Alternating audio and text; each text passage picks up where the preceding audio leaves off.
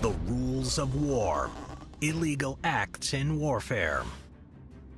Far from the free-for-all many believe it to be, warfare is actually governed by extensive sets of rules, agreed upon by the international community in order to limit the damage and suffering that inevitably follows a conflict. These rules cover many aspects of war, from the designation of non-combatants, the treatment of medics on the battlefield, and even the types of weapons that can be used, all in an attempt to mitigate the inevitable pain and misery warfare invariably generates. While codes of conduct have existed in militaries for centuries, it wasn't until 1863 when the first formal codification of war crimes was established. Known as the Lieber Code, after its author Francis Lieber, the document governed the conduct of Union soldiers during the American Civil War, prohibiting, quote, all wanton violence committed against persons in the invaded country, end quote.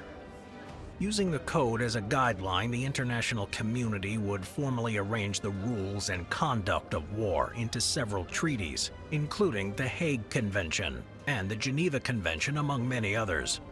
These treaties outline the treatment of wounded soldiers and prisoners, the protection afforded to civilians and other non-combatants, and even the weapons that can be used. Over the years, these and other treaties would be updated and further codified, expanding the included safeguards.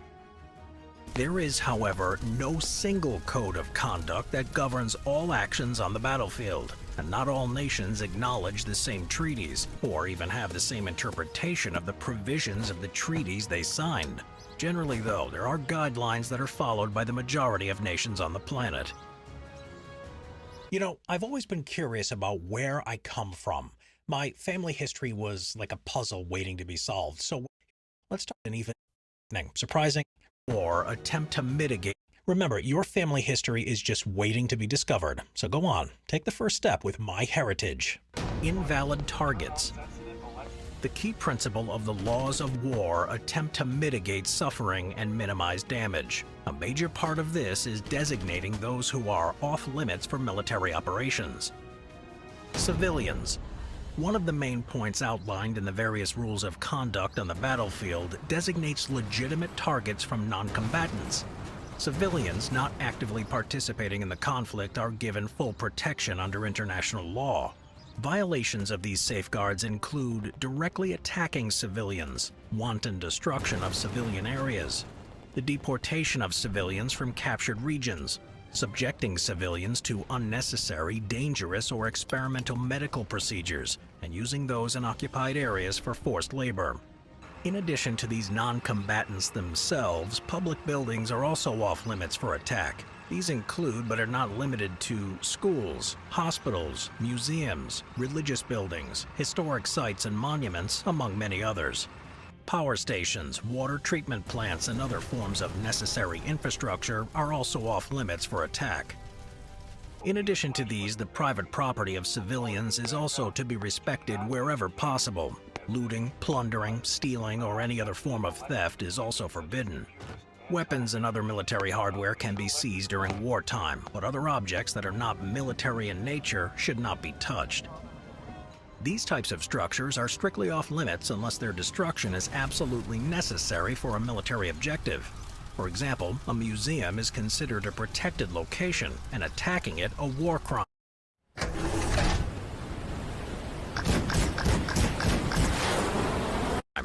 Though if the building is fortified, storing weapons, or in any way contributing to the war effort, it becomes a legitimate target and can be destroyed in the same way as any other military installation. Journalists and reporters in war zones are also to be considered civilians and afforded the same protection as civilians elsewhere, provided they don't take part in any actual fighting or participate in any other way, such as through espionage. Medical personnel and clergy. One of the most extensive series of protections outlined by international law are the ones regarding the safety of medical personnel. Under most treaties, medical personnel performing their duties are to be considered non-combatants and afforded full protection under law. Doctors, nurses, stretcher bearers, and those who transport the wounded are not to be targeted at any time.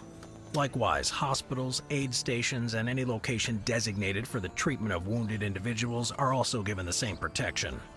These areas, as well as transport vehicles such as helicopters, ambulances, and others, should be marked with a distinguishing feature, usually a red cross on a white background, denoting it as being used for medical and not military purposes. Deliberately attacking a vehicle marked in that way is a war crime and can be prosecuted as such. The situation is somewhat more flexible in regard to combat medics. Most treaties and laws stipulate that medics on the battlefield are granted the same protection as any other medical personnel. In most cases, though, they're also permitted to carry weapons. This allows them to protect themselves and their patients from deliberate attacks which are in violation of international law. The exact type of weapons permitted varies from military to military, but generally speaking, those designed for personal use are allowed, such as rifles and pistols, though anything that has a greater destructive potential, such as a rocket launcher or mortar, are not allowed. In practice, if a medic is treating a wounded soldier and an enemy combatant attempts to finish off the casualty, the medic is allowed to eliminate this threat while still retaining his status as a non-combatant. Likewise, he's allowed to defend himself and his patients from marauders that may be roaming the battlefield looking for dead and injured soldiers to rob. Should the medic participate in a direct action against the enemy, though, such as providing covering fire for his comrades, he would automatically lose his protected status and would be treated the same way as any other soldier. During many conflicts, such as the First and Second World Wars, medics operating on the battlefield did not carry weapons, which helped to avoid confusion in the chaos of a combat environment. If someone is not carrying a weapon, it's highly likely that this individual is a medic, and those who respected international laws would not shoot them. Though not medical personnel, clergy and those designated to tend to the spiritual needs of soldiers are also given similar protection. Other non-combatants. As a general rule, only those in uniform capable of participating in the fighting are allowed to be targeted, while those who are incapable of resistance are to be considered non-combatants. These include prisoners or any soldier who lays down his weapons, those who are wounded and unable to resist, those shipwrecked at sea, air crews parachuting to the ground, etc.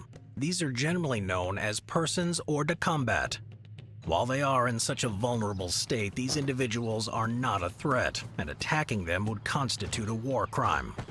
Should conditions permit, they should be taken into custody and treated as prisoners of war, and given all the protection that is given by that. However, should these seemingly vulnerable individuals resist, they would automatically become a legitimate target. For example, if a wounded soldier continues to shoot at the enemy, he is simply another enemy combatant and can be treated as such.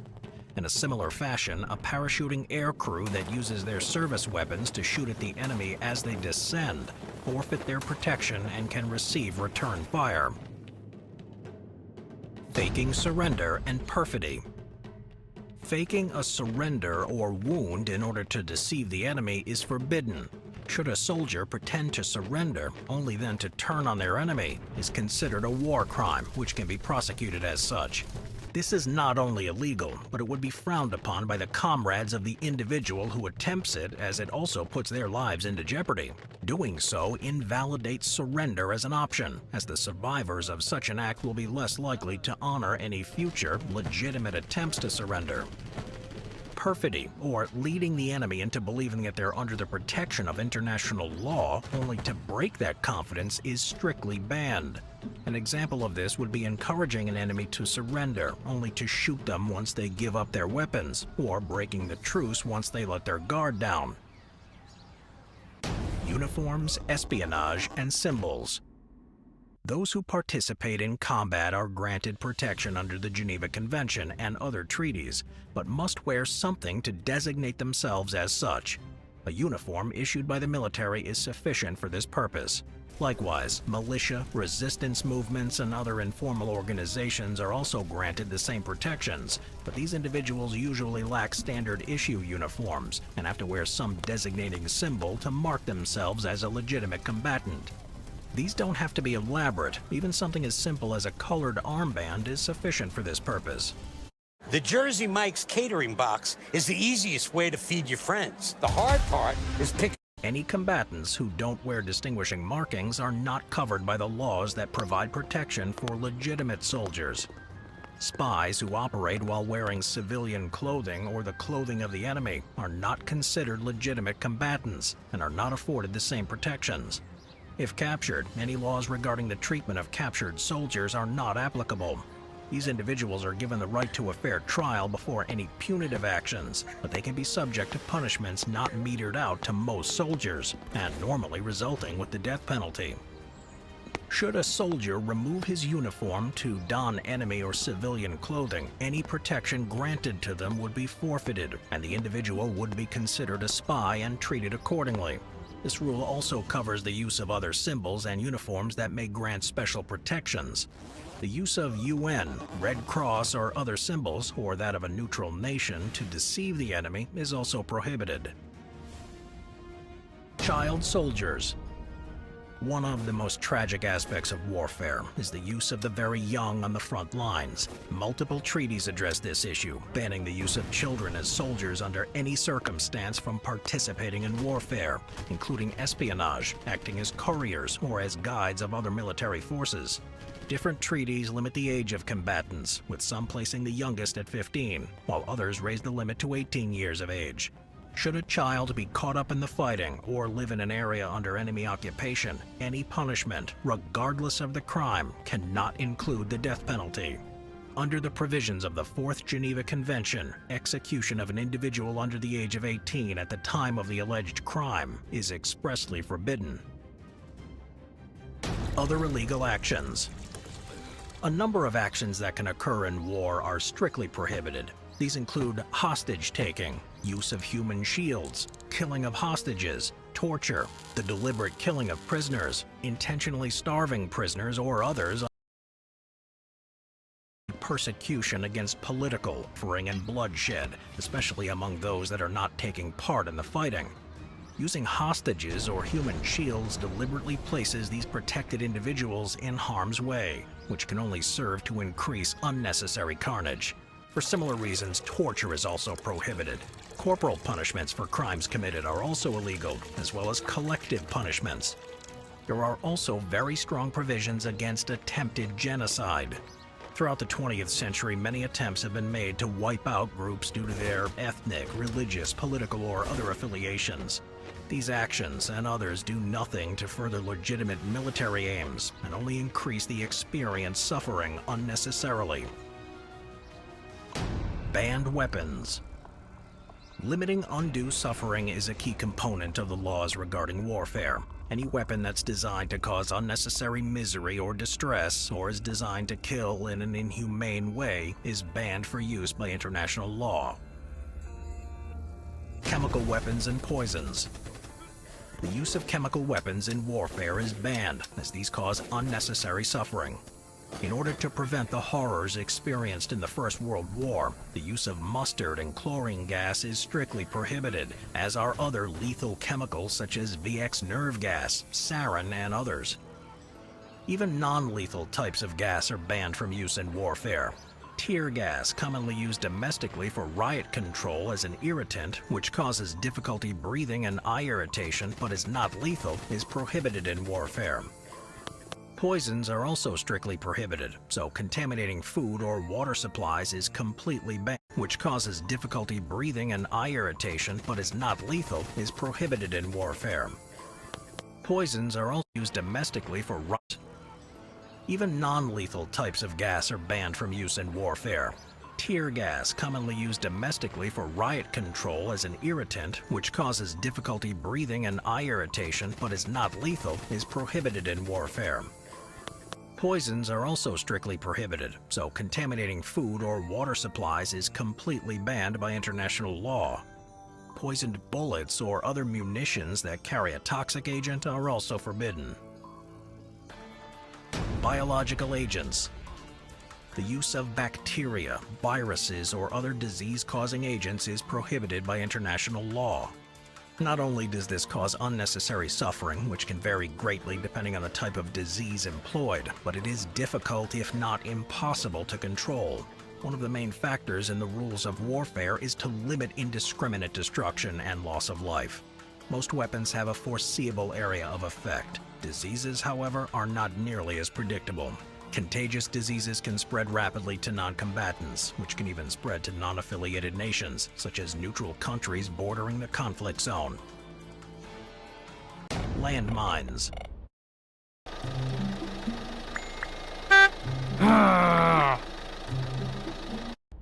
No other weapon has caused as much controversy than landmines. The main reason for the prohibition of these weapons is their indiscriminate nature.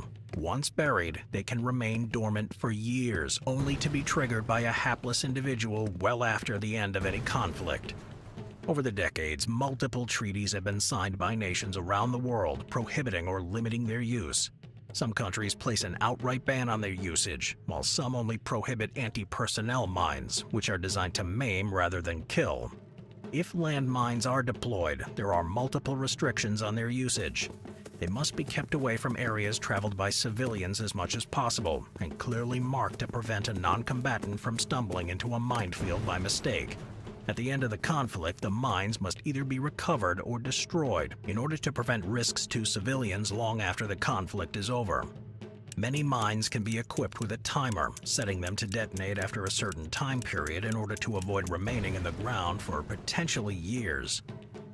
Plastic landmines, which are much harder to detect and remove compared to their metal counterparts, are prohibited from use. Like other landmines, they can remain inactive for many years after the end of a conflict, but are much harder to find and deactivate, making them an even greater threat than the conventional metal ones. International law does not cover the use of remotely detonated mines, so long as they're recovered at the end of the conflict and are not employed in civilian areas. Lasers. Any weapon that is intended to cause permanent paralysis or injury is banned from warfare.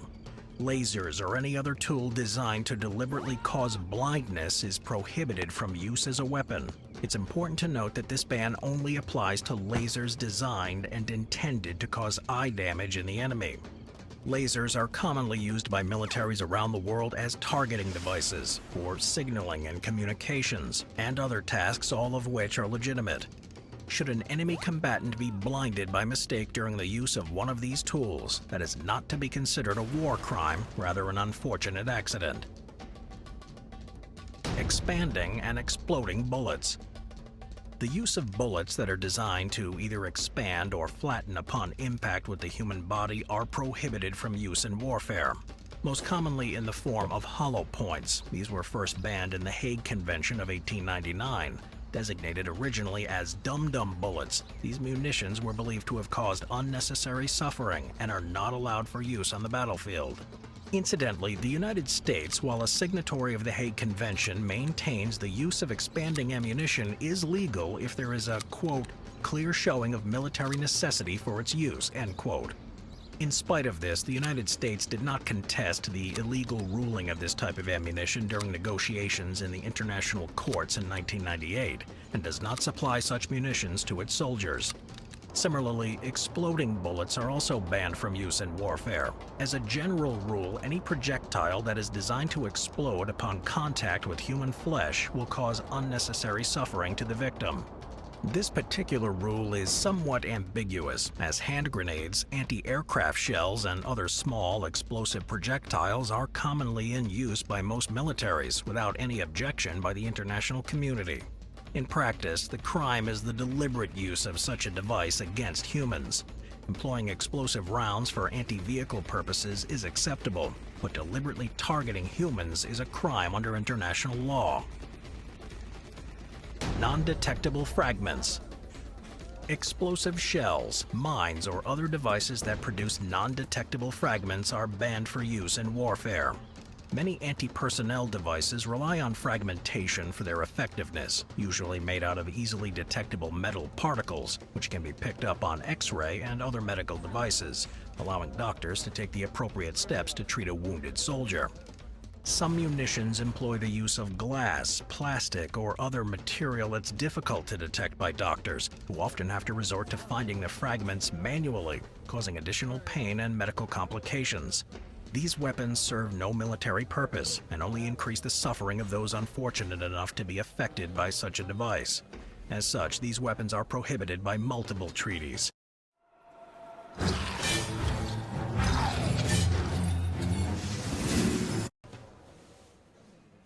Flamethrowers and flame weapons. Two of the most iconic weapons in use during the 20th century are flamethrowers and napalm, incendiary devices that set fire to everything around them. These weapons are legal to use, though with many restrictions.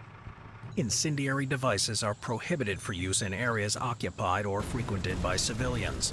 Should such a weapon be employed, every measure must be taken to ensure the fire does not spread into civilian areas. Incendiary weapons can be used against combatants, but only if there are no other ways to eliminate the enemy with less harmful methods. In modern-day conflicts, with much of the fighting taking place in urban areas, this is often difficult, and many militaries simply forego their use altogether. Flamethrowers and napalm can be used to clear foliage and other vegetation, but only if it serves a military purpose and is well away from civilian areas. Cluster bombs. Cluster bombs, also known as cluster munitions, are banned for use by over 100 countries around the world. These munitions consist of a single bomb or shell that deploys smaller munitions called bomblets that can spread out over a large area. Cluster bombs are difficult to control and can cover a large area, causing indiscriminate destruction, which is at odds with the intent of international law limiting devastation. Furthermore, these bomblets are unreliable, with estimates placing the failure rate at between 10 to 40%. This leaves unexploded ordnance spread over a large area, posing a risk to civilians even years after the conflict. Recently, the United States has agreed to supply Ukraine with cluster munitions, an act that has caused controversy among the international community, including NATO allies such as Germany and the UK, who have fully outlawed their use. There are a myriad of other laws that govern the conduct of soldiers on the battlefield. As the nature of war is constantly evolving, these laws will evolve as well. The nations of the world will be compelled to create a new, updated set of rules on warfare and reinterpret existing statutes in order to protect those caught up in the sheer destruction that combat.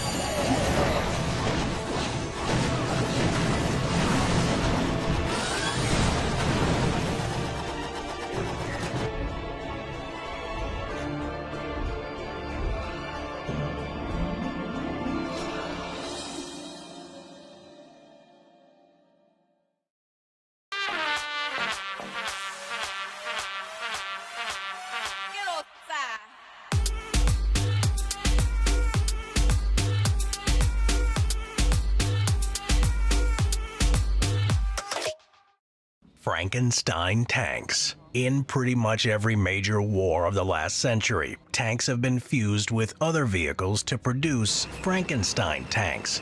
These armored abominations were usually created out of either necessity or desperation, and can most recently be found in Ukraine, filling in the gaps in the Russian army. In March 2023, due to heavy losses, it was reported that the Russians were stitching tanks together with leftover parts. Tanks augmented with overhead cages, scraps of scavenged armor, and even wooden logs for extra protection have been observed by perplexed eyewitnesses. Among the most hideous of these monstrosities includes a 1950s-era naval anti-aircraft turret strapped to a Soviet MTLB amphibious fighting vehicle.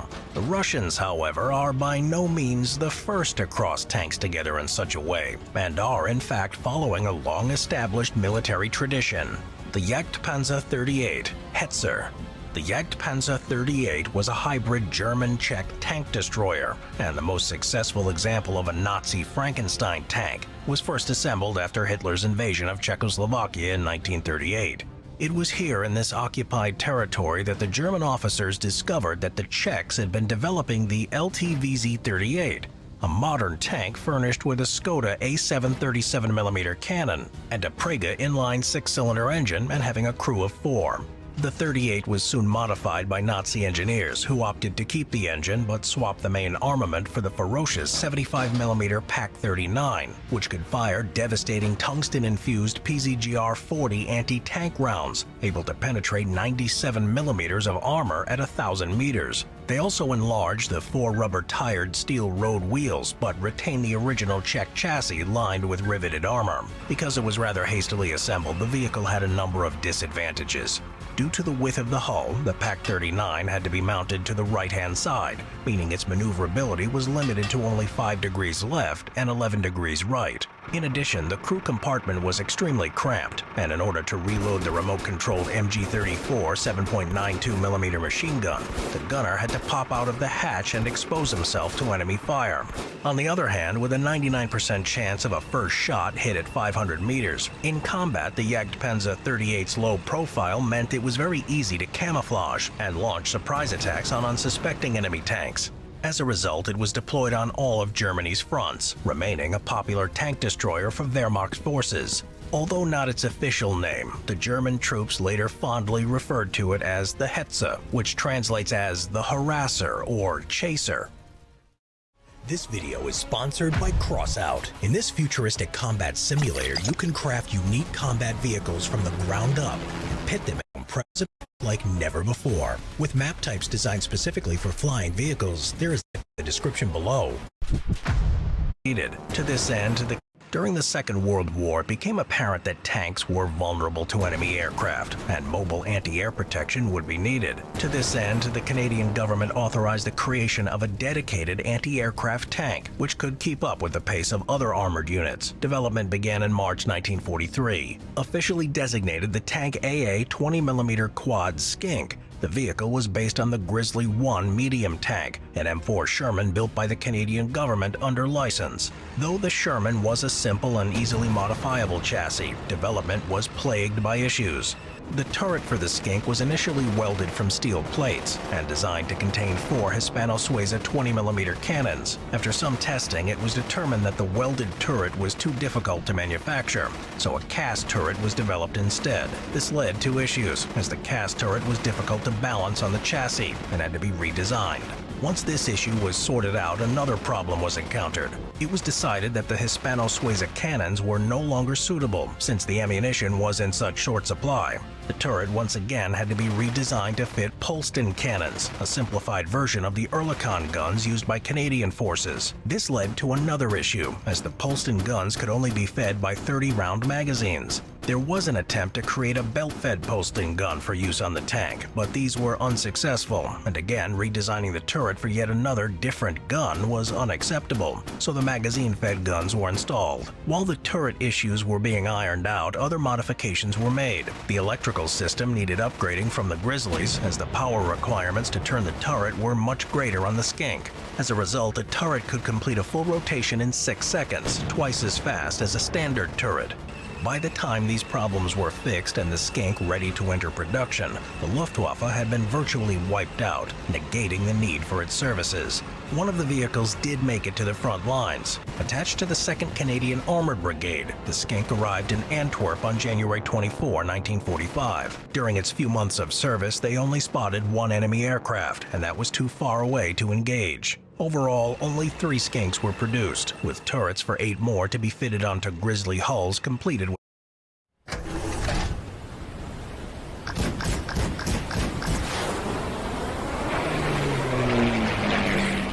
The project was cancelled. The BT-42. Following the Soviet invasion of Finland in 1939, the Finns realized they were woefully underprepared in the tank and armor department. Looking to replace their fleet of outdated French FT-17s, Army officials suggested their stockpile of captured BT-7 Soviet tanks could be modified with QF 4.5-inch Mark 18 by the Finns were subsequent BT-7s to create the BT-42, which entered service in 1943. This Frankenstein tank was generally despised by its operators for a number of reasons. The extremely heavy howitzer gun not only slowed it down and made it an easy target, but proved very ineffective against fast-moving Soviet tanks with sloped armor. Moreover, when the turret was hit, the rivets it had partly been assembled with could turn into deadly shrapnel shards, while the 4 slits built into it provided a terrible field of vision.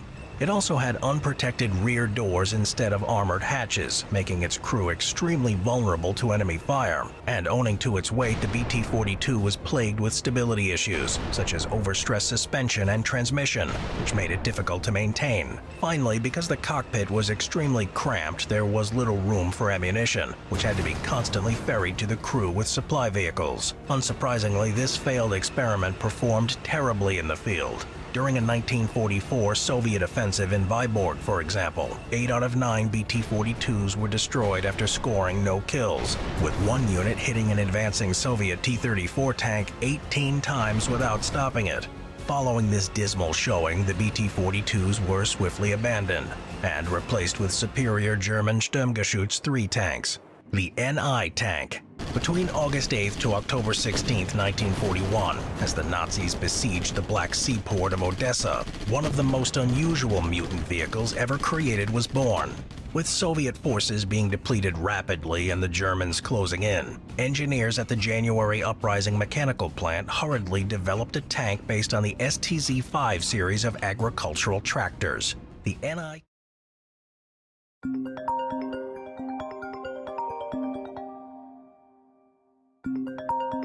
tank retained the tractor's track and wheel arrangement, which was grafted to a crude box made from metal, wood, and rubber above that acted as a rudimentary crew compartment. On top of this was attached a turret, sometimes ripped directly from a wrecked tank, which typically housed a 7.62mm machine gun. Other variants report to have assimilated even larger weapons than this, such as 37mm mountain guns and 45mm anti-tank armaments. The NI tank was first presented on August 20th to a crowd of factory workmen, Soviet officials, and news reporters, where it performed a 360-degree turn. Due to the engine rattling on the hull, when it moved, the NI tank made an ear-splitting noise. Despite this, the tank underwent combat testing between August 28th and September 3rd, and 70 more of them were ordered by the Odessa Military Council. Hardly anything is known about its combat effectiveness, since the Germans overran Odessa before they were produced on a larger scale. Following the fall of Odessa on October 16th, the NI tanks were abandoned in the streets, while 2 were captured by Nazi-aligned Romanian forces and either scrapped or used for training afterward. Republic of China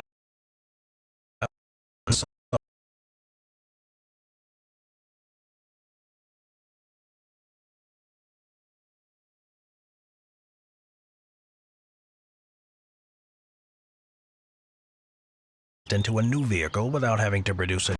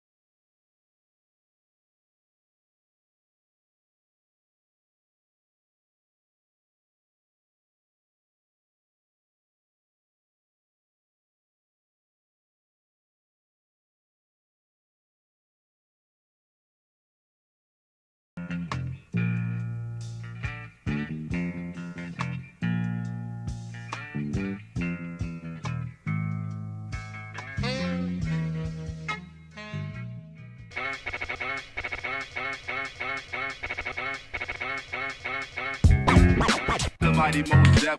It's simple mathematics. Check it out. I revolve around saints. What are we talking about here? The mighty Mos Def. It's simple mathematics. Check it out. I revolve around saints. What are we talking about here? Do your man. Do your man. 1, 2, 3, 4. What are we talking about here? It's mathematics. Mighty Mos Def. It's simple mathematics. Check it out. I revolve around saints. Is this the most iconic sample flip of 1999?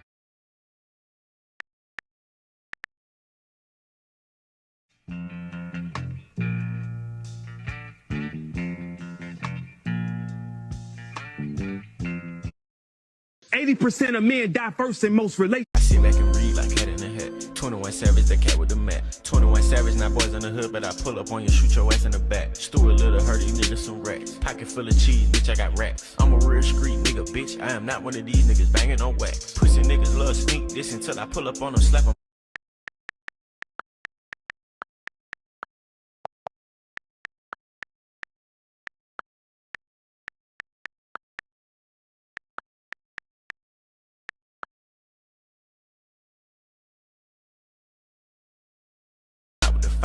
Sit back and read like Cat in the Hat. 21 Savage, the cat with the mat.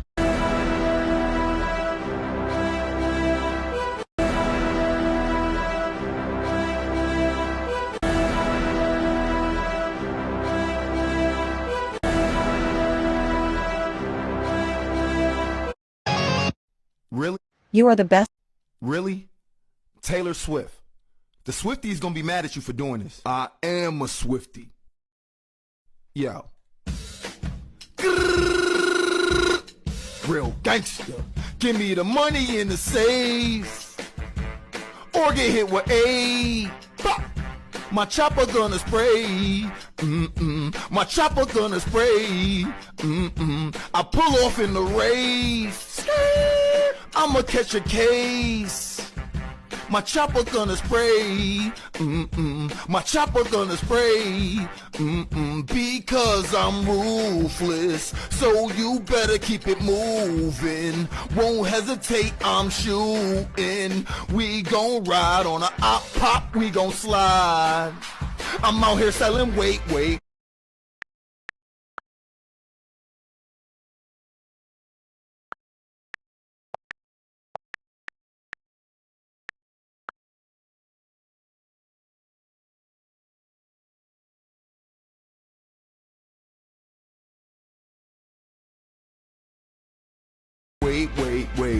I'm a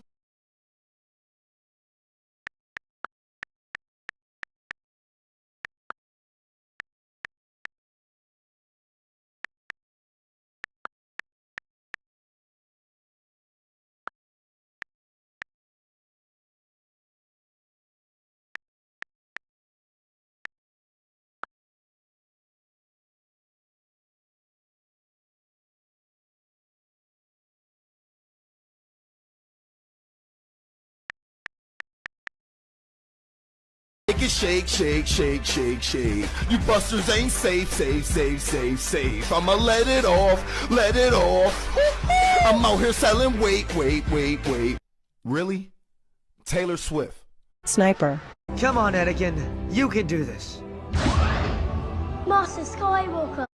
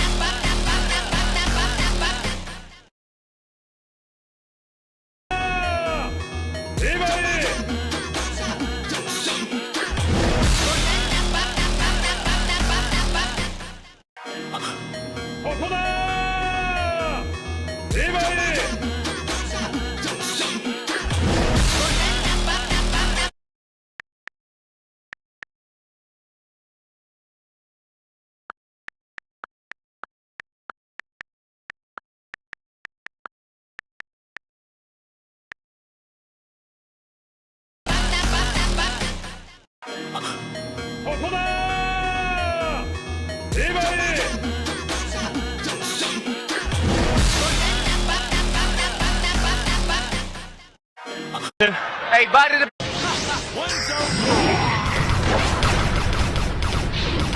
If I can't do 100 push-ups in 5 seconds, cross-sack dance time. Don't lose to yourself. Victory! Leap style youth exercise. Ha ha ha ha! One zone. If I can't do 100 push-ups in 5 seconds, cross-sack dance time. Don't lose to yourself. Victory! Leap style youth exercise. Ha ha ha ha! One zone. If I can't do 100 push-ups in 5 seconds, cross-sack dance time. Don't lose to yourself. Victory! Leap style youth exercise.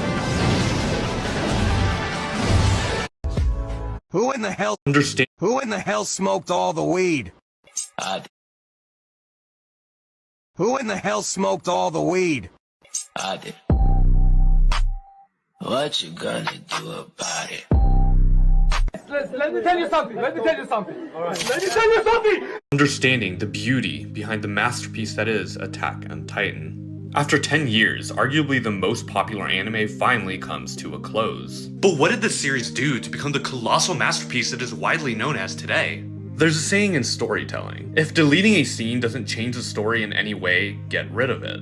And Attack on Titan takes that role to its fullest potential. Everything here happens for a reason. Marco's death in Season 1 initially seemed unimportant, just a minor character death. But in Season 3, the weight of Marco's deaths on the 3 warriors is revealed. Even a comical scene like Sasha's potato scene serves to show how even innocence and purity are not safe in this world.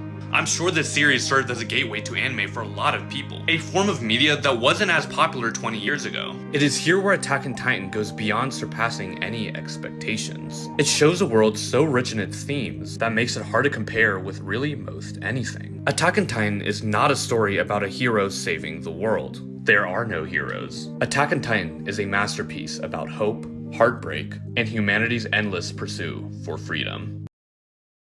Look at you. You're Naruto. Disney hated black people in the 90s. Hated black people. Think about it. They made movies about white characters like Beauty and the Beast, Asian characters like Mulan, Native American Pocahontas, Middle Eastern Aladdin. But as soon as it came to Africans, they were like, nope, talking animals.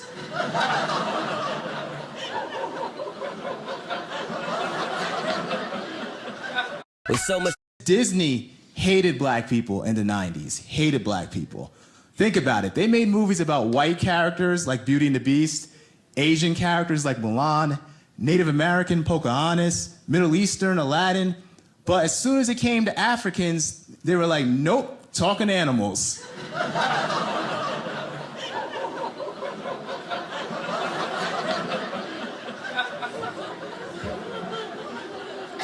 The Disney executives are like, there's no way kids are gonna relate to black people. Make them lions that sing. But have the main character grow up without a father.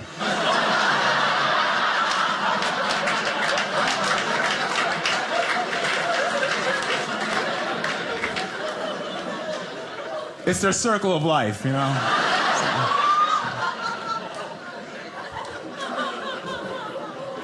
Some people got pretty tight on that joke, but Hakuna Matata. Disney hated black people in the 90s, hated black people. Think about it. They made movies about white characters like Beauty and the Beast, Asian characters like Mulan, Native American Pocahontas, Middle Eastern Aladdin. But as soon as it came to Africans, they were like, nope, talking animals.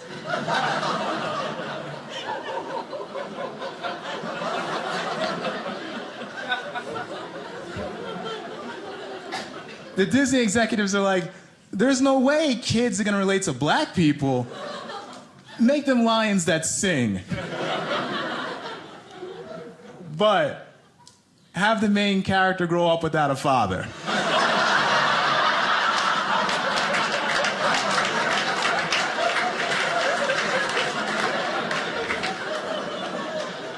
It's their circle of life, you know?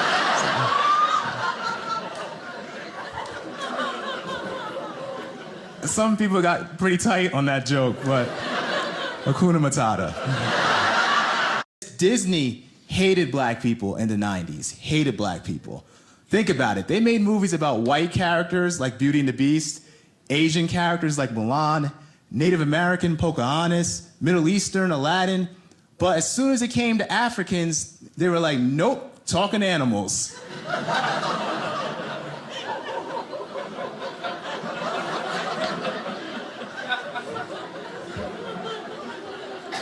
The Disney executives are... Is this the most iconic sample flip of?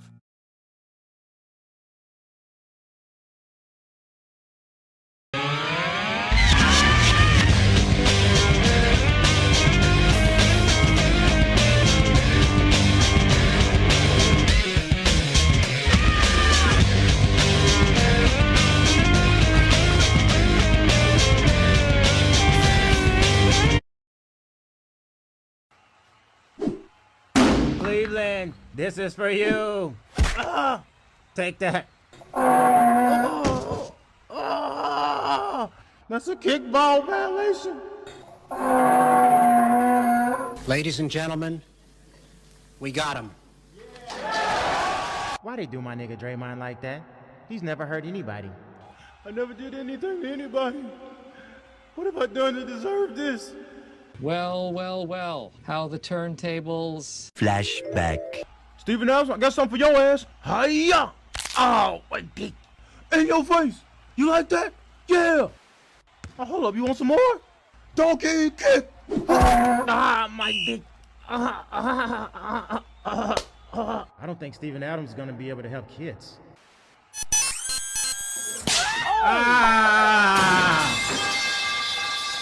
I should activate fisticuffs on your ass. What? I just touched the form. Touch me again, that's your ass.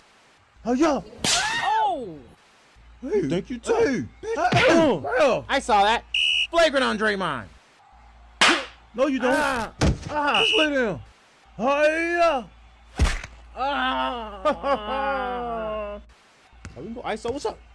Spin on your ass. Cooked your ass. Oh, you think you tough? Come here, you dirty. Come here. Time out. Oops. Hit him with a screen. Scream! Vince Carter, I'm about to retire your ass. Karate chop. Hiya! Ah, damn it, I'm old. Elbow your ass for no reason. Hiya! Ah, I ain't even do nothing. Bro, damn, I can't get a call. Hey, man, watch out. Hiya! Ah, mother, you hit my nuts. I told Zonzo everything he knew. Hiya! Ah, bitch, broke my hand. He's dirty. He's dirty. Who wants these hands? Run up, get done up. Bitch. Ah, my eye. What happened? The rebound. Oh, I think you got something in your eye. Ah, real. This might be my last good season now.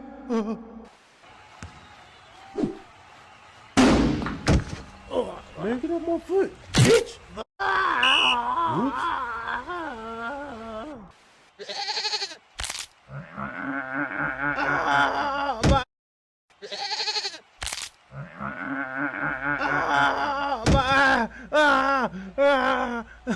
Flagrant foul. One of dirty ass niggas drink on green. Man, y'all some bitches.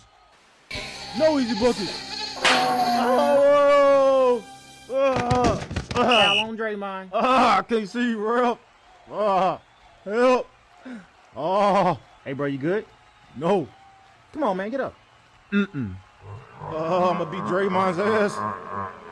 Brian, can you see? Nah, I'm legally blind. Hey, give me the ball. Get off of me. Hurry up. No. Dirty motherfucker. Wow, my eye. You dirty. Man, shut up. Shut your ass up. You a dirty ass donkey. Always trying to injure people. Shut up. You just like Zaza. I know. Ref, you know me. I wouldn't even hurt a fly. It's okay. Maybe it was an accident, Jokic. That motherfucker did it on purpose. Fuck. It hurts to drink. Hey, good job. Nice going. Y'all sorry. I'm gonna get you next. Yeah, I got something for you. Do it. I'm gonna kick you in the nuts. Dude, get away. Oh, man. It's a foul on Draymond. Weak ass thing. What? You heard me. What's up, dude? Bitch. I'll beat your ass. Hey, what's up? What's up? Hey. All right. Double take on both your asses. What? I ain't do nothing. How? Damn. I'm high as hell. Is that a fucking donkey? Look, calm your ass down. Look, I'll throw your ass out of here. You just shut your ass up. He's still going. Somebody call animal control. Double technical fouls on Ingram and the donkey. Draymond Green. Shut your bitch ass up. Hey, make it off me. Get off me, dog. Oops. All right, guys, that's enough. That's enough. Break it up. Cleveland, this is for you. Take that.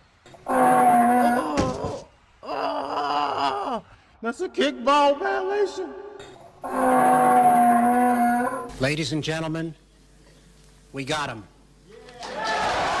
Why they do my nigga Draymond?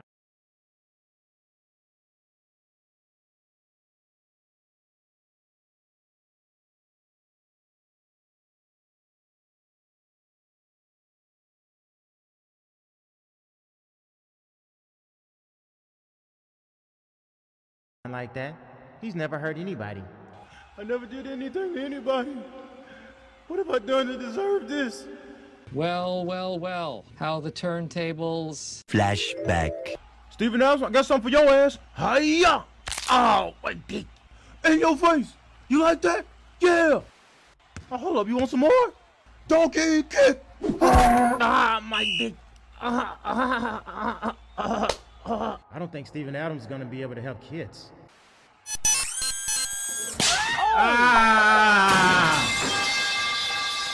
I should activate this to cuss on your ass. What? I just touched the form. Touch me again, that's your ass. Oh, yeah. Oh! Hey, thank you too. I saw that. Flagrant on Draymond.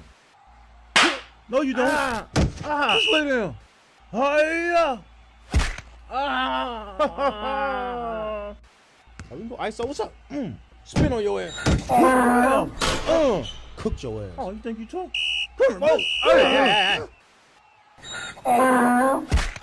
you dirty. Come here. Time out.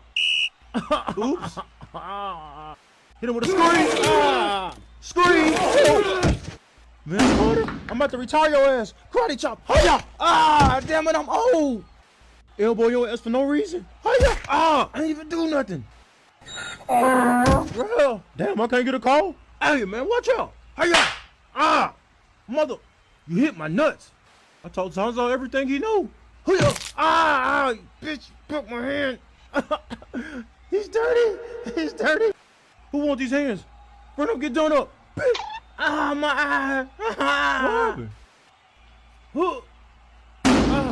The rebound. Oh, I think you got something. Ralph. This might be my last good season now.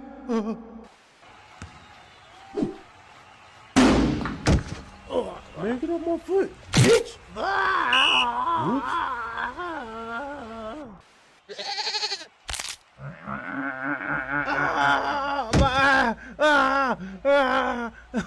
Flagrant foul. One of dirty ass niggas drink on green. Man, y'all some bitches.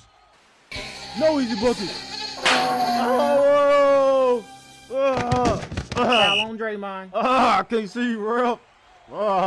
Help. Oh. Hey, bro, you good? No. Come on, man, get up. I'm gonna beat Draymond's ass. Brian, can you see? Nah, I'm legally blind. Hey, give me the ball. Throw for me. Hurry up. Dirty motherfucker. Wow, my eye. You dirty. Man, shut up. Shut your ass up. You a dirty ass donkey. Always trying to injure people. Shut up. You just like Zaza. I know. Ref, you know me. I wouldn't even hurt a fly. It's okay. Maybe it was an accident, Jokic. That motherfucker did it on purpose. Fuck, it hurts to drink. Hey, good job. Nice going. Y'all sorry. I'm gonna get you next. Yeah, I got something for you. Do it. I'm gonna kick you in the nuts. Do it.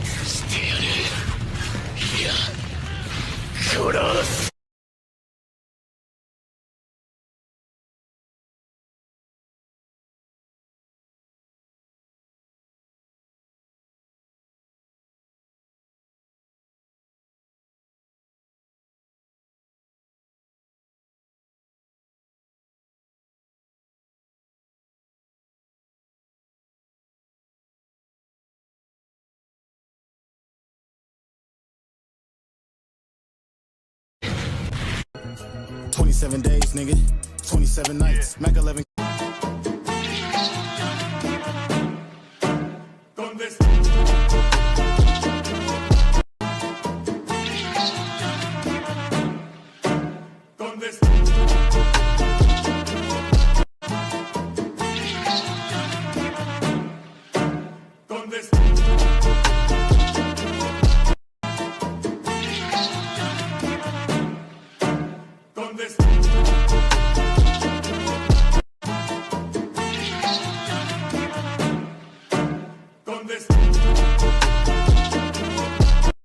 He was the best guy around. What about the people he murdered? What murder? He was the best guy around. On Halloween, there will be a nigga, you gon' take his pain. He's big and black, he will take your candy. That nigga's name is Big Dick Randy. Hey, big Dick Randy, he take booty, not just candy. He dress up like he a granny, then he be waiting for niggas to walk off alone. He make sure they ain't near no home. He sneak up and he let out a moan. bro was in these streets for real. Then he formed him a little crew and started running the whole block. He became so ruthless, even his friends started to get scared of him. Then he ran into an op named Omar, so he knew he had to do something. That's when he came up with his team, Chris and Snoop, and started putting in work. After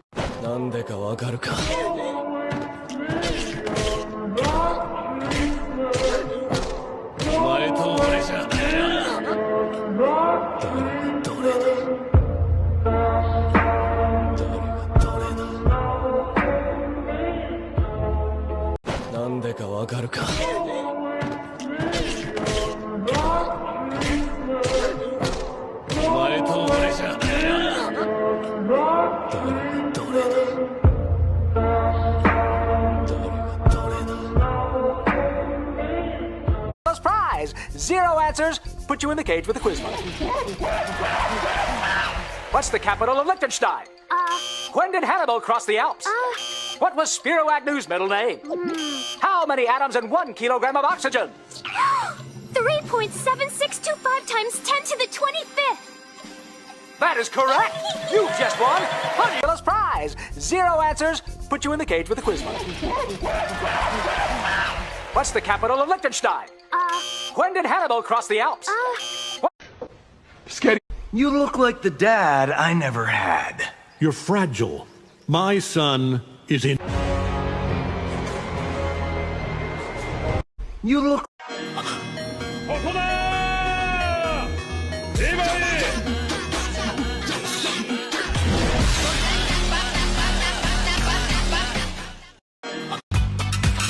Makes you change your ways like hanging with your crew. You said you act like you're ready, but you don't really know.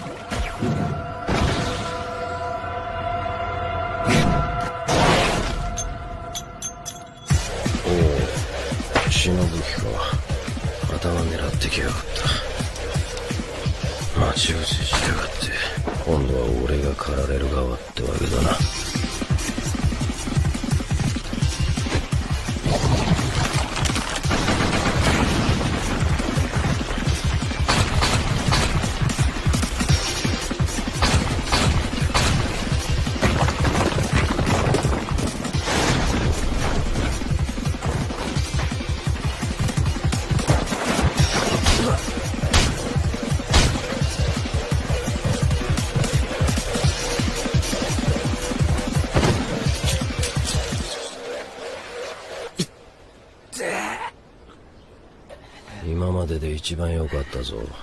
今回は良かったからもう終わりだ。俺は飲みに行く。パーカー。もう終わりだって。ラッキーじゃ。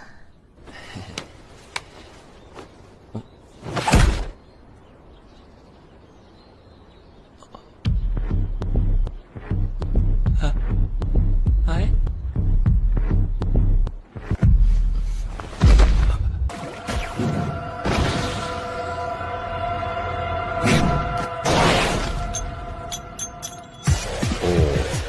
忍ぶ気か。頭狙ってきやがった。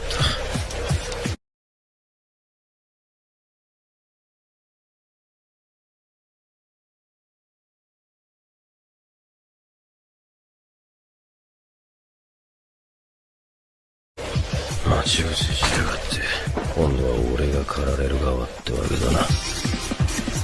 Loving you is a losing game.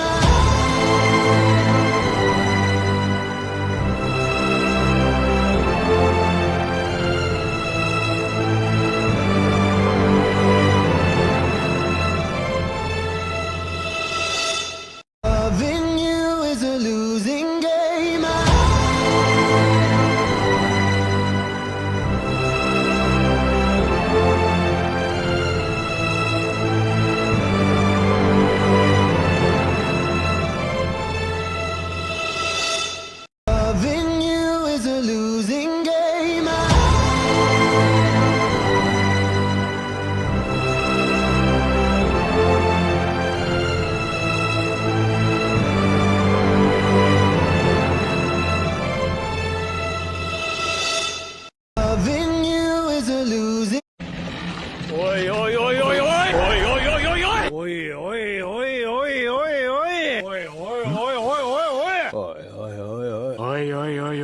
Look at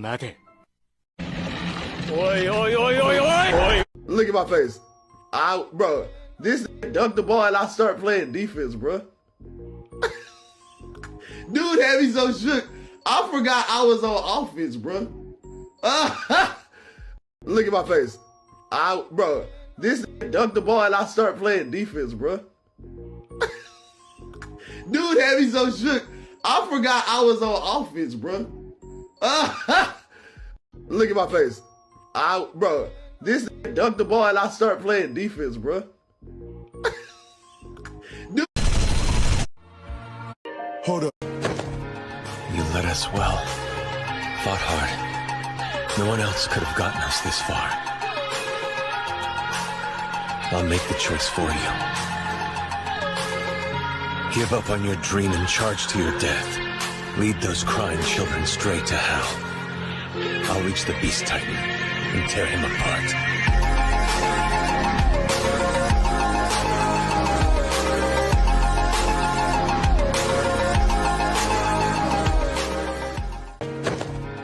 You led us well. Fought hard. No one else could have gotten us this far. I'll make the choice for you. Give up on your dream and charge to your death. Lead those crying children straight to hell. I'll reach the Beast Titan and tear him apart. He's going through a divorce? Yeah. And you're dating him? Yeah. Oh, this is good. Let's get the cameras on this table. All right, it's so brutal. We should hook up. How long had you been dating when he was like, oh, just so you know, my life is hell right now? I have to kind of discover that. She's crazy. You gonna let her talk about her like that? All right. She had another man's kid. Yeah. You know what? I just realized I'm not qualified for this conversation. Did you know that it was another person's child before it was born, or when it was black? When did you? He's going through a divorce, and you're dating him. Yeah. Oh, this is good. Let's get the cameras on this table. All right. It's so brutal. We should hook up. How long had you been dating when he was like, oh, just so you know, my life is hell right now? I have to kind of discover that. She's crazy. You gonna let her talk about her like that? All right. She had another man's kid. Yeah. You know what? I just realized I'm not qualified for this conversation. Did you know that it was another person's child before it was born, or when it was black? When did you? Going through a divorce. 何をしてる？立てよ、父さん。忘れたのか？何をしにここに来たのか。犬に食われた妹に報いるためだろう。 This is tequila. We're going to take shots until life feels good again. This is tequila.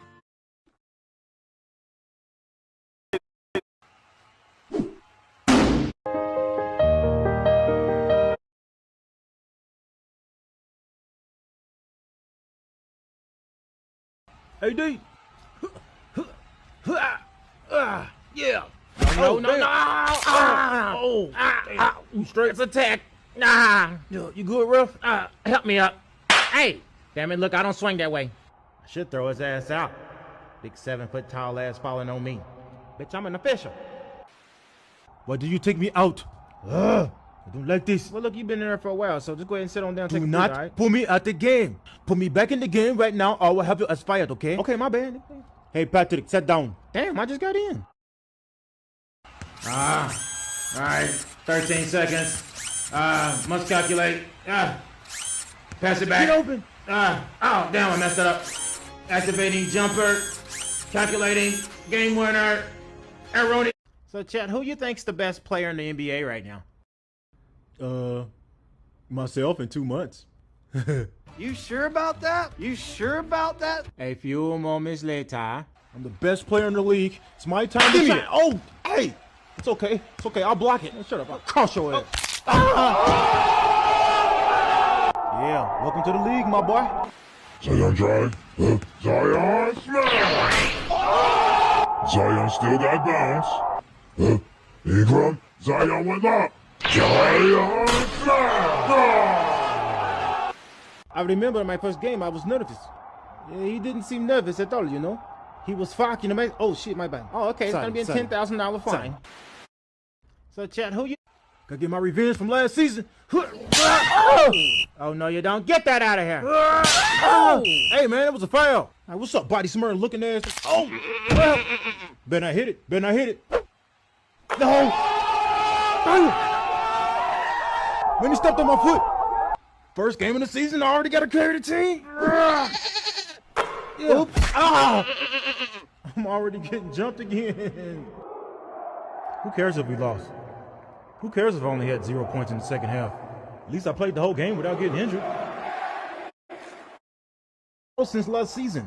Real shit. I spent whole summer with my horses. You ain't had to practice? Not for Lakers. Well, time to make some more trades. Come on, back. Who's your dad? Too old to be carrying teams. I go shake hands with Lakers. The Falcons. I ain't shaking hands with nobody. Oh, he's Isaiah Thomas now. Fuck him.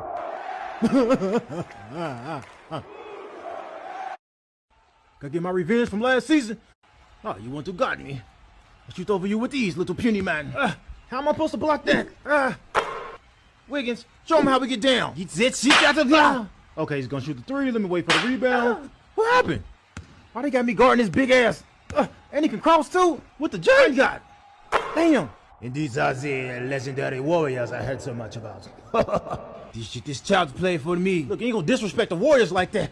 I'm gonna give you everything I got. Cook your ass.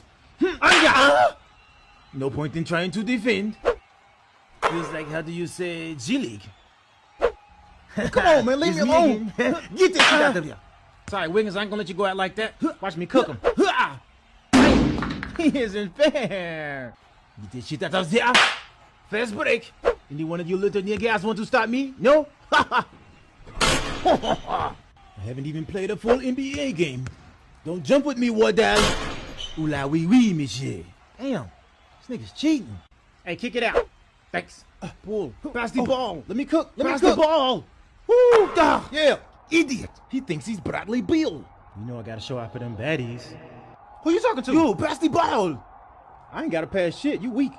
What are you talking about? I'm the star of this team. Get out of here. I'll call Draymond. Oh, you want to guard me? Damn, that was kind of hard. Giannis. Dame Dollar. That's my nigga. Hey, my brother, we dropped that song the other day. This shit is fire. Fire. Yeah, I gave it to the DJ and told him play that shit. Right. Hey, I don't like how that shit went down in FIBA. We gotta show their ass who the real world champions is, man. I gave my blood, sweat, and tears, got scars and the bruises. I signed a max contract and gave Portland the deuces. They said it was a bad shot, but I had to shoot it. Me and Giannis on the Bucks, we finna go stupid. Got my new jersey on, I'm suited and booted. What's up, first take? Fuck undisputed. I went to school in Oregon, got no diploma. So I waved goodbye to Portland like Oklahoma. I'm Dame Dollar, Don Dollar, nobody hotter. I'm hitting shots, I'm looking like a fucking globe trotter. I discombobulate your Abdullah Oblongata. Killing the game, manslaughter. I got range similar to a walkie-talkie. All about my Bucks, so I signed with Milwaukee. Damn, I got range like a walkie-talkie. All about my Bucks, so I signed with Milwaukee. Damn, that was kind of hard. Giannis, Dame Dollar, that's my nigga. If you fuck with him, then they put the fucking dagger. Dame and Giannis, yes, there's two heavy hitters. They're signed from Greece, but them still a weak splitter. Winner, winner, chicken dinner, a championship. Bitch, we will deliver. Niggas want war, best reconsider. They can't jump me no more. I got my nigga Lela. Yeah, that's my brother. I passed the ball to him, he make a switch before the buzzer. On the mic, I killed this shit. Kamikaze. Fuck Jimmy Butler and this nasty ass coffee. Miami, stop calling Dame. He not answering. Jimmy Butler talk about niggas tampering. He's dry snitching. That shit be noted. Walking around looking like a fucking emo kid. I see your ass in conference finals, biatch. I gave my blood, sweat, and tears, got scars and the bruises. I signed a max contract and gave Portland the deuces. They said it was a bad shot, but I had to shoot it. Me and Giannis on the Bucks, we finna go stupid. Got my new Zion went fast break.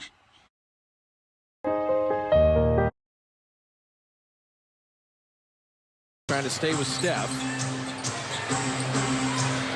Curry again? I'm that hot. Listen, Steph Curry with 16. When Steph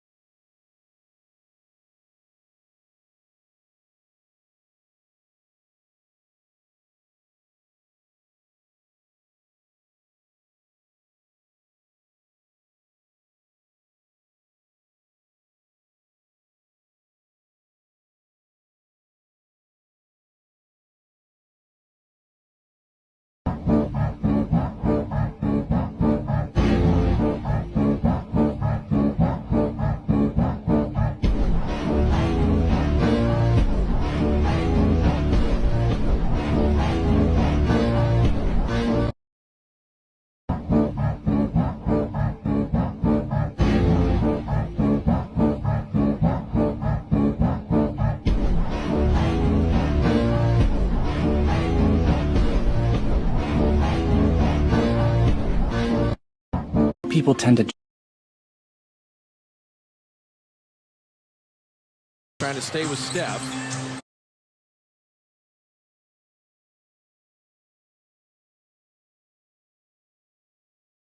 Never play Spider-Man 2 on the PS4. Suits! Yep, Spider-Punk. Spider-Punk. There he is.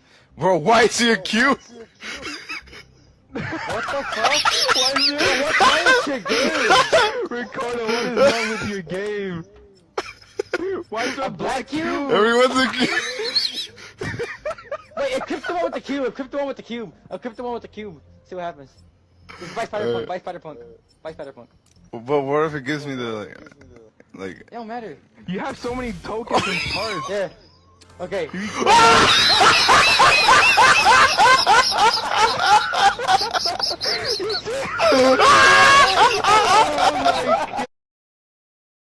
Spider-Man 2 is setting up Daredevil in a major way. Yet another Daredevil Easter egg has been spotted in Spider-Man 2, and this one could hint at his inclusion as DLC. At this point in the map, we can find a very interesting looking building with different red symbols all over the walls. Not to mention, if you look through this window, you can even find a skull on the table and some swords. But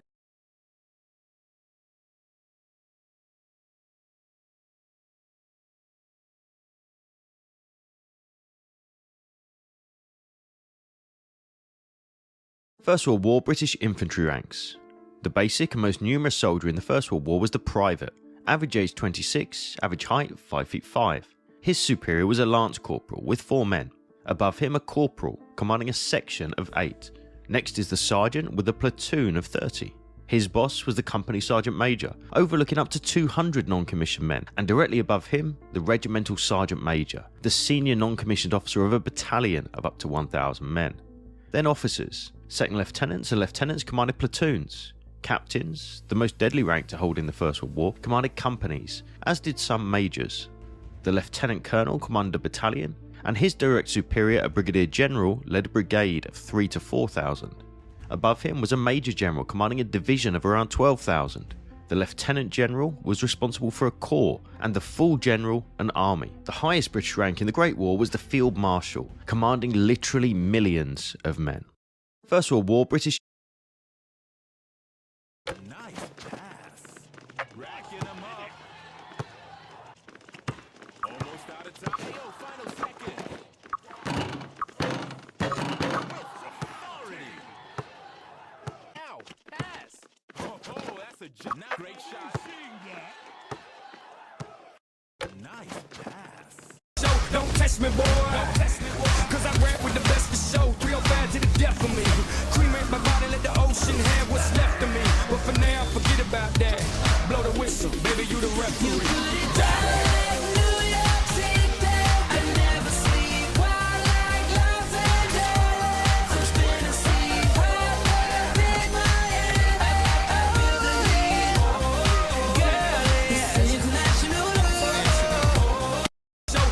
Me, boy. Cause I rap with the best of show. 305 to the death of me. Cremate my body, let the ocean have what's left of me. But for now, forget about that. Blow the whistle, baby, you the referee.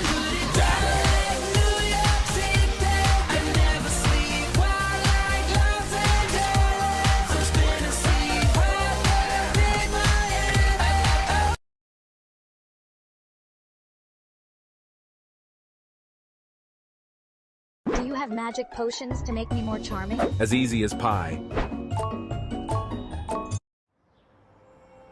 It's the early morning of June the 13th, 1944, in the French town of Villers-Bocage, south of Normandy.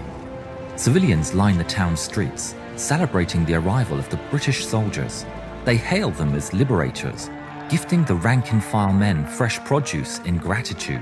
It's a welcoming and uplifting sight. But little do the people know, the soldiers are performing a flanking maneuver behind enemy lines. The town is far from safe. Just outside the town, hidden in the bushes lining the many fields, a beast stalks its prey. A Tiger tank of the 2nd Company of the 101st SS Heavy Panzer Battalion. Standing atop its cupola is the most... It's midday on October the 6th, 1973, in northern Israel. It's the Jewish holiday of Yom Kippur, and Lieutenant Zvi Greengold is celebrating with his family when he hears the roar of jet engines. On this holy day, combat jets in the sky can only mean Israel is under attack. If you are inspired by the events in today's video, you too can be a tank commander with World of Tanks. World of Tanks is a free-to-play online game with over 100 million players worldwide and is available on PC. The game has a chaotic scene. Injured soldiers arrive by the truckload from the fierce fighting taking place just kilometers away. At the same time, reservists like himself pour into the base from the surrounding communities. Zvi helps the overstretched medics deal with the injured. Meanwhile, amidst the chaos, a group of mechanics works around the clock, repairing 4 modified Centurion tanks. Deputy Brigade Commander David Israeli is desperate to field as many units as possible to stop the advance of the United Arab Republic. In his haste, he summons Zvi and orders him to get himself a crew to man whichever tanks are successfully repaired. It takes the mechanics until evening, but 2 of the 4 Centurions are successfully brought to operating conditions. Lieutenant Zvi Greengold immediately takes them over with a varied crew of unitless tankers, and the Zvika force rolls out into battle. They drive for 4 kilometers until they find their first targets.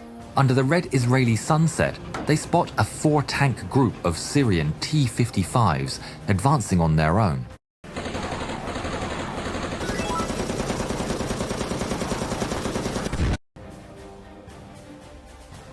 Zvi orders the Centurions to peek over the hills and fire.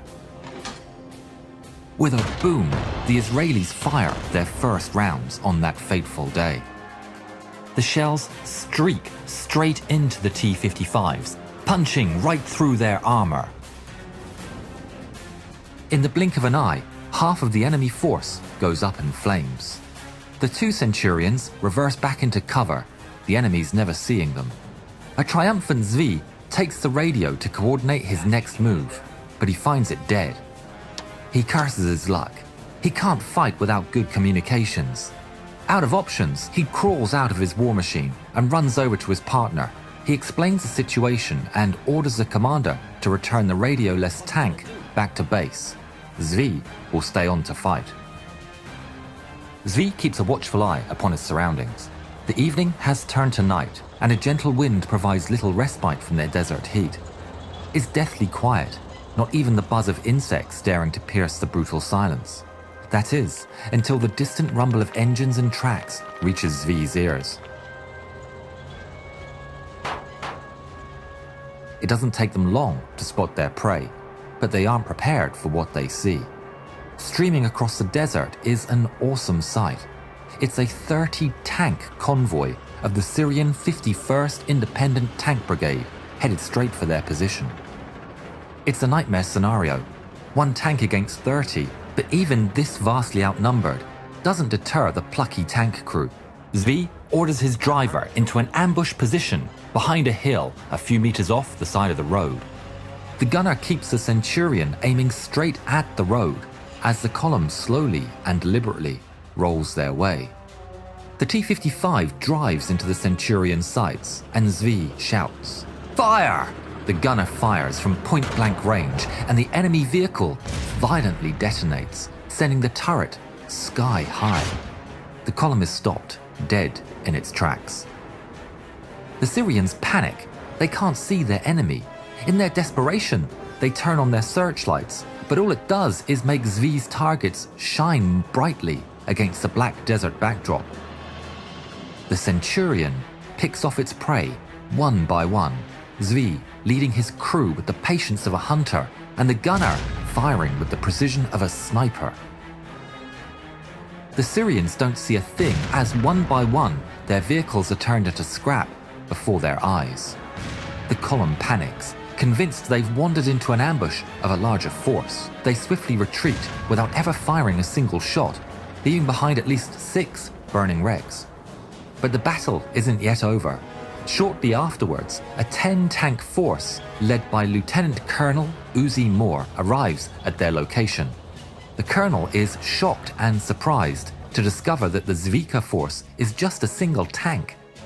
Zvi hadn't informed him for fear of revealing his weakness to the enemy. Regardless, Zvi joins him just as the units receive an emergency transmission from Nafar base. An enemy battalion is about to fall upon them. Nafar is defended by reservists, a handful of anti-tank units, and staff manning the defensive fortifications. Against them is an overwhelming force, an entire battalion fully equipped with tanks, infantry, and artillery. When Zvi finally arrives, a desperate battle is already raging. The concrete walls are full of holes, and explosions tear through the defensive fortifications. The Israeli tanks quickly join in the fray. In near unison, the line of battle tanks unleashes its firepower upon the invaders.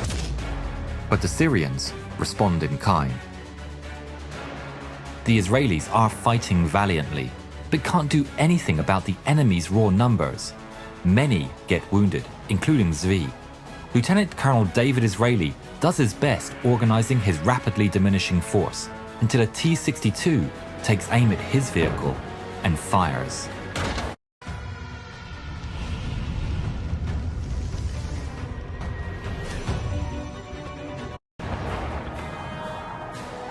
The colonel's radio transmission abruptly cuts off.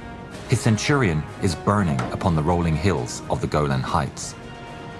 Brigade Commander Yitzhak Ben Shaham takes command of the force and attempts to continue the attack, but he too is tragically silenced not long after. Amidst it all, Zvi continues to push on to the besieged base. The gunner hits target after target until they get into cover to reload. Zvi takes his radio and calls to his fellow tankers to reinforce him, but nobody answers. Concerned, he glances at the radio and tries again, but to the same result. It quickly hits him. There's nothing wrong with the radio. There are just no tankers left.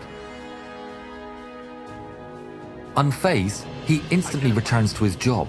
They keep up the defense alone, maneuvering between the ruins of the base. They load, fire, load, fire, load, fire. The men are working off pure instinct, fearlessly fighting back and making the Syrians pay dearly for each and every single step forward. An unknown witness to the defense reported back to Israeli headquarters. There's no one in camp except a single tank, fighting like mad. The enemy assault grinds to a halt under heavy casualties, and the Syrians resort to artillery to take out the last of the defenders. Heavy bombardments fall upon what's left of Nafar base. The shockwaves of the explosions rattle Zvi, but his resolve remains unmoved. Him and his crew are determined to stay and fight. But then, a message comes through the radio. The military base of Alikwa calls for aid. Upon his arrival to Alikwa, he is relieved to discover it was just a false alarm. Out of danger, the adrenaline wears off, and the physical and mental exhaustion crashes upon Zvi. He climbs out of his war machine and collapses onto the floor, the tears beginning to stream down his cheeks. He declares, "I can't do this anymore." Major Moshe Zurich, the new commander of the 188th Brigade after the loss of Yitzhak, orders Zvi to be carried to the field hospital. Zvi Greengold has spent almost 30 consecutive hours in a tank, during which he's known to have destroyed at least 20 Syrian machines. His superiors believe the true number to be closer to 40, and higher estimates put it closer to 60. He would spend a few days in the hospital before rejoining his brigade in battle. He received the highest. Let's brew some beer. We grow the barley that makes your beer. I grow the rice. I grow the hops. I make this. It's the 10th of November, 1944, near Morville-les-Vicq, Normandy. The 761st Tank Battalion of the US Army is about to face serious action against a reinforced German division. The 761st have had to fight prejudice before they had even engaged the Germans, as they are composed entirely of black American soldiers and NCOs, commanded by white officers. Some army commanders expect them to flee at the first engagement, but the 761st are about to prove their worth. We'd like to thank the World of Tanks for sponsoring today's video. One of the M5 tanks of Company D is commanded by 21-year-old Sergeant Warren Gamaliel Harding Creasy, or simply Harding to his friends. This Texan sergeant may appear an unlikely soldier to onlookers. He's easygoing, polite, even meek, but he's also known as one of the most gung-ho, hardcore recruits since his training days at Camp Hood. As Harding stands on top of his M5, scanning the surrounding area while manning the vehicle's 50 caliber machine gun, the silence is broken by a barrage of fire that comes raining all around him. Harding and his crew are unharmed, but a direct hit has knocked out the tank. The unit's patch represents a Black Panther, not a sitting duck, and so before the Germans can attack again, Creasy dismounts the Stuart and commandeers a 30 caliber machine gun from a nearby jeep. Running towards the enemy positions, Sergeant Creasy opens fire, mowing down the crew of an anti-tank gun. He then turns his attention to a nearby machine gun nest. It's a duel of Browning versus Mauser, M1919 versus MG42, and the lone Texan gunner comes out on top. With all immediate threats wiped out, Harding and his crew commandeer another M5 and get on with the fight. Later, when a lieutenant from another division flags them down, he needs to inspect a hill and could do with a lift. The narrow treads can barely grip the snowy terrain, but the tank manages to crawl up the slope. Just as they approach the summit, there's a burst of fire. Then another as the armor is blasted with machine gun bullets. Creasy orders his driver, Corporal Tyree, to back up. Ty kicks the machine into reverse, but the tank falls into an anti-tank ditch. Standing at an angle, the soft underbelly of the M5 is exposed to anti-tank weapons. As Tyree rocks the machine back and forth, the German machine gunners continue spraying their storm of lead. Creasy, calm under fire, immediately radios for help. Another tank soon arrives to tow them out of the ditch, but who is going to brave the hail to connect the two tanks? Creasy flatly announces to his crew, "I'm going out to hook us up." Tyree replies, "Christ, Sarge." Creasy calmly adjusts his horn-rimmed glasses and answers, "Keep that thought." The sergeant then jumps out of the Stuart, wielding his Thompson 45 submachine gun. He empties an entire magazine towards the enemy to keep their heads low, then hooks up a cable between the two tanks. Ignoring the German bullets whizzing past, he waits for the second tank to pull his M5 out of the ditch, unhooks the cable, then jumps back inside. As his crew look at him in disbelief, Creasy offers his views on the German gunner. That boy can't shoot shit. His sergeant ought to ship him back for retraining. But that boy must have a big brother in artillery somewhere, as an armor-piercing shell rams right into the side of the Stuart. The suspension is damaged. One track is completely lost. Harding has had two tanks shot from under him in the same day. In the turret, Creasy grips the triggers of a 50 caliber heavy machine gun. He soon realizes that the German MG42s are now shooting at exposed infantry units. Harding redirects his fire towards the enemy nests, silencing their positions for good. The action is now over, and Sergeant Creasy can lead his crew back to the rear to regroup. But there's no respite from bad news. His best friend, Technician 4th Grade Horatio Scott with Company C, has been severely wounded. Their friendship goes all the way back to Camp Hood, and they've been inseparable since. Scotty has a message delivered to Harding. "It's okay, man. I'll be back soon." The morning after, Harding learns that Horatio died during the night while undergoing surgery. Creasy immediately requests a transfer to Company C to take the place of his fallen companion.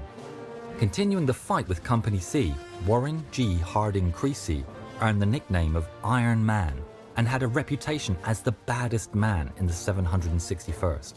Facing again direct fire from machine gun nests, he was described as going berserk. Creasy attacked the enemy positions single-handedly, spending every single round until his unit had to pry the empty machine gun from his hands. Creasy attacked the enemy positions single-handedly, spending every single round until his unit had to pry the empty machine gun from his hands. The 761st Battalion, the Black Panthers, distinguished themselves by fighting continuously for 183 days until the 6th of May 1945. Their Iron Man, Creasy, was nominated for a Medal of Honor, but was awarded the Silver Star instead. He was at the forefront of every attack during the 761st.